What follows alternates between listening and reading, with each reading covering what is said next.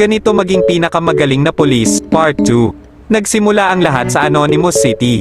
Mapayapa lang na naman tayong nakabantay sa highway nang bigla na namang may kamoteng delivery driver ang humarurot sa harapan natin.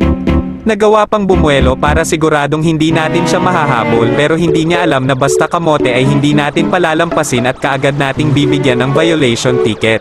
Nung isang araw lang ay meron tayong nahuling kamoteng jeepney driver, ngayon naman ay kamoteng delivery driver naman.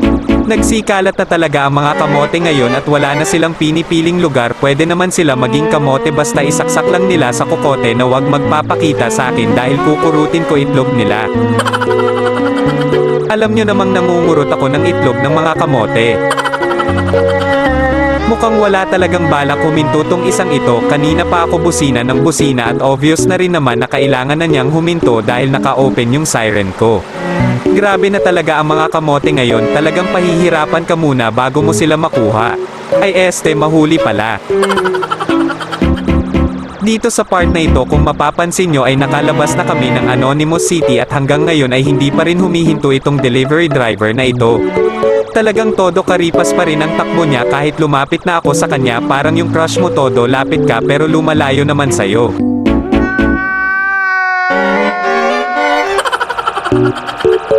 Sa wakas ay huminto na rin itong delivery driver na ito matapos ang mahaba-haba naming habulan, dahil dyan ay ticket ka sakin, pinagod mo pa ako maghabol.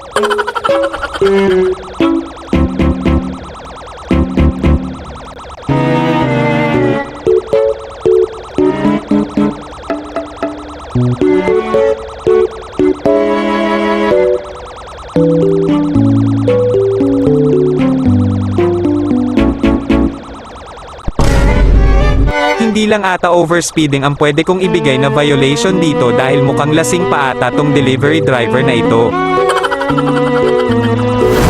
Balak pa ata akong lokohin ng delivery driver na ito, nagmamadali daw siya sa mga order pero papuntang desert, sino pagde-deliverin mo dyan, yung cactus?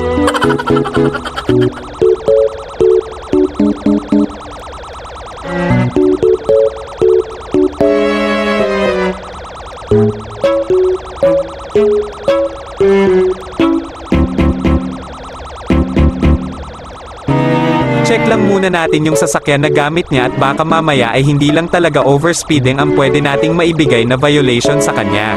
Kapag kasi nang huhuli kami ng mga kamote, hindi lang talaga kami basta nakafocus sa kung anong violation ang ginawa nila, talagang check namin lahat para matuto at madala sila.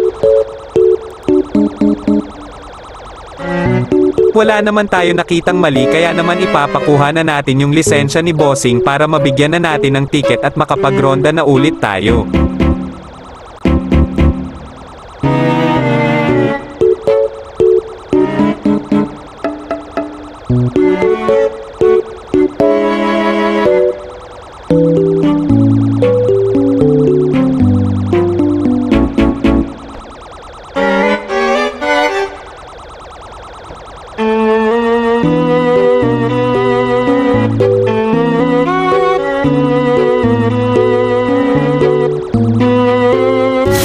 Makikita natin wala namang mali sa lisensya na ibinigay ni Bossing, Anonymous Citizen's License naman ang natanggap natin.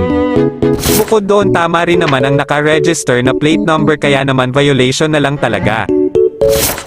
Gustuhin man nating hindi na lang bigyan ng violation itong kamoteng delivery driver na ito ay hindi natin pwedeng gawin kasi kahit sabihin nating kompleto nga siya sa papeles ay may nilabag pa rin siya.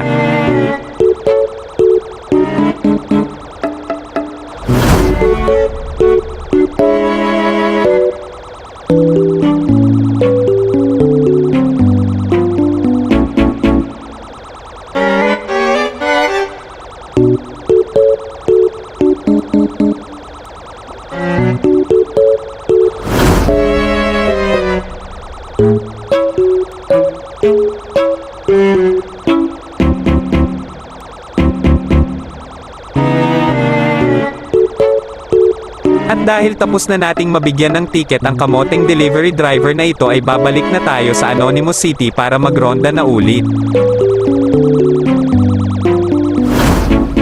Kaya dapat kapag sasali kayo sa roleplay namin ay siguraduhin yung may lisensya at hindi kayo kamote kung magmaneho dahil kung hindi ay kukurutin ko rin ang mga itlog nyo.